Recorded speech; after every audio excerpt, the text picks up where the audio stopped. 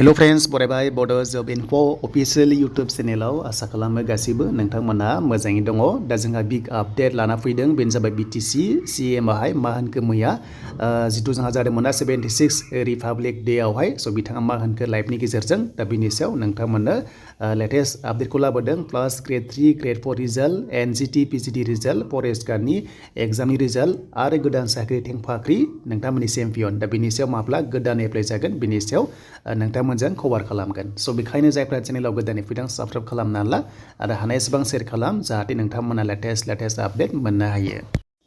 दा जोङो BTC गभर्नमेन्टनि मोनसे पर्टेलाव फैबाय आरो बेनो जाबाय bodoland.gov.in आरो बेयाव फैनाय लोगो लोगो नटिस बेनिफ्राय लेटेस्ट आपडेट इम्पर्टेन्ट लिंक्सआ बावनो दङ। स' नेक्स्ट आपकामिं साख्रि फैयोबा बेयाव लेटेस्ट आपडेटआव नोंथांमोना मोननो हागोन। थांनाय बाराव JEEआव होदोंमोन थ' बेनिफ्राय ग्रेड 4आ जायाखै दाबो। 10 फरेस्टनि एग्जामनि रिजाल्टआ माब्ला मोनगोन गोबां कमेन्ट्स खालामगासिनो दङ आरो बिथाङा मैया मा बुंखो GT-PGT टेटनि सायाव रिजाल्टआ माब्ला मोनगोन एन्ड बेनि सायावबो गोबां कमेन्ट्स फैगासिनो दङ प्लास नोंथांमोननि ग्रेड 4 फाइनाल रिजाल्ट माब्ला मोनगोन जेराव अरेल टेस्टआ गासैबो जोबखाजोब्बाय अब्ला माब्ला मोनगोन बिनि रिजाल्ट। स' बिथाङा मैया लाइभआव मा बुंखो बेखौ आं नोंथांमोनजों शेयार खालामगोन। स' बेखायनो भिडिअखौ नोंथांमोना गोसो होनानै नायबानो जाबाय। स' बेनिफ्राय मोनसे निउ भेकेन्सि गासै 420 दङ बेनो जाबाय थेंफाख्रि। स' थेंफाख्रि जोंहानिखि BTC जिनोखि जोंहा GRS बायदि मोनसे पस्ट फैदोंमोन ना कन्ट्रेक्चुअल बेसिसआव दा बिनि सेलारिया 15,000 निफ्राय 25,000 नि गेजेराव थागोन। दा बेखौ बिथाङा बुंदों मैया मोनसे बाथ्रा बुंदों थाबैनो बेनि सायाव साख्रि होनाय जागोन होननानै आरो बेखौ थाबैनो एप्लाइ खालामनो हानाय अप्सन फैगोन नोंथांमोना। बाट थांनाय बाराव एप्लाइ जाखादोंमोन नाथाय एग्जाम कन्डाक्ट जायाखै दा बेखौनो बिथांमोना नेक्स्ट टाइम लाफिन। स' बेनिफ्राय BTC सेक्रेटारि पस्ट फैनो गोनां दङ बाट बियो लेट जागोन दानो जानाय नङा। बियो जाबाय इलेक्सननि सिगां एप्लाइ जानो हागौ बाट नोंथांमोननि साख्रिया नेक्स्ट इयाराव मोननाय चान्सआ दङ। थ' बेखौ जों मिन्थिथ'वा दायो अफिसियेल आपडेट गैथ'वा नाथाय एसे लेट जागोन बाट थेंफाख्रि साख्रिया नोंथांमोना थाबैनो लाफिनगोन होननानै बिथाङा मोनसे बाथ्रा होनदों मैया लाइभनि गेजेरजों। स' दानि नेक्स्ट कन्टेन्ट बेनो जाबाय नोंथांमोननि साख्रिनि रिजाल्ट माब्ला मोनगोन। जाय बड'लेण्ड इउनिभारसिटिया कन्डाक्ट खालामदोंमोन बेनो जाबाय नोंथांमोननि ग्रेड 3 लेभेलाव बेनो जाबाय फरेस्ट डिपार्टमेन्टआव। स' बेनिफ्राय GT-PGT बिथांमोना कन्डाक्ट खालामदोंमोन दा बेखायनो नोंथांमोननिया लिंकआ बेयावसो फैनांगोन बड'लेण्ड इउनिभारसिटिनि अफिसियेल साइटआव फैनानै नोंथांमोना रिजाल्टखौ चेक खालामनो हागोन।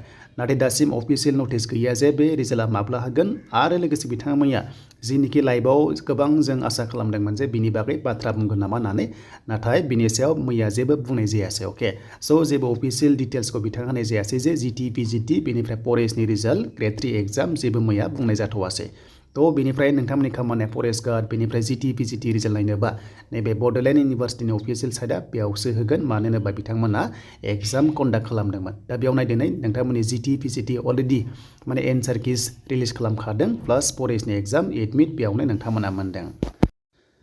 दा बुजिबाय नोंथांमोना ग्रेड 3 बेनिफ्राय ग्रेड 4 दा जेरावनोखि बायबा जादोंमोन दा बेनि रिजाल्टनि बागै मैया जेबो बुंनाय जायासै। अफिसियेल डिटेल्सखौ नेक्स्टआव जुदि मोनोबा होगोन बाट दायो जेबो इनफरमेसन मोनथ'नाय जायासै एबा बिथांमोना बुंनाय जायासै। नाथाय दिनै 27 जानुवारि एबा BTR Accord Day स' बेयाव बिथांमोना स्पिच लाखिगोन नालाय जानो हागौ दिनै बुंनो हागौ आरो जेब्ला गोदानै बुंनाय आपडेट मोनो अब्ला नोंथांमोना Bodo Job Info इउटुब चेनेलाव मोननो हागोन। नाथाय दासिम बिदि रिजाल्टनि बागै बिथाङा बुंथ'वासै। अके दा बे मोनसे पइन्ट थाबाय। स' बेखायनो दिनै सानसे नेबावदो 27 जानुवारि दिनै BTR Accord Day स' बिथाङा बेयाव जि बुङो नोंथांमोना नेक्स्ट भिडिअ लाबोगोन एन्ड बेनिफ्राय बयनिसिमबो अल द बेस्ट थाबाय नेक्स्ट एग्जामनि थाखाय। आरो जोंहा ग्रेड 3 एग्जाम जानो गोनां दङ बेनो जाबाय नटिसआ बाव फैगोन जेब्ला डेट फैयो एन्ड बेनिफ्राय बेयाव एग्जाम जाथावगौआ जों एक्सपेक्ट खालामदों बेनो जाबाय जोंहा मार्च दानाव। स' मार्च दानाव एग्जाम जानो हागौ ग्रेड 3आ जेरै WCD स्टाफ नार्स दङमोन बेनिफ्राय 372 पस्टआ दङमोन एन्ड एडमिट फैयोबा नोंथांमोना चेनेलाव मोननो हागोन। अके